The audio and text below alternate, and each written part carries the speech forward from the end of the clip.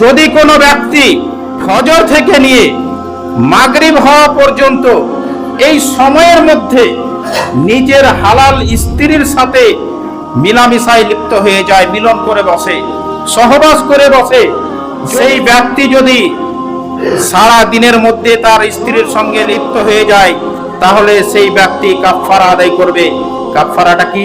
আল্লাহ পাক রব্বুল আলামিন তিনি বলছেন, শাহরাইনি মুতাতাবিআইন, 2 মাস লাগাতার তাকে সিয়াম পালন করতে হবে।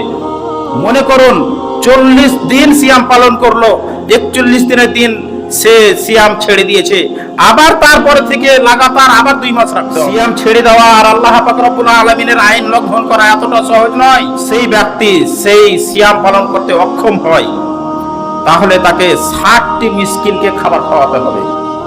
সেটাতেও যদি অক্ষম হয়, তাহলে একজন কৃতদাসকে আজাদ করে দিতে হবে।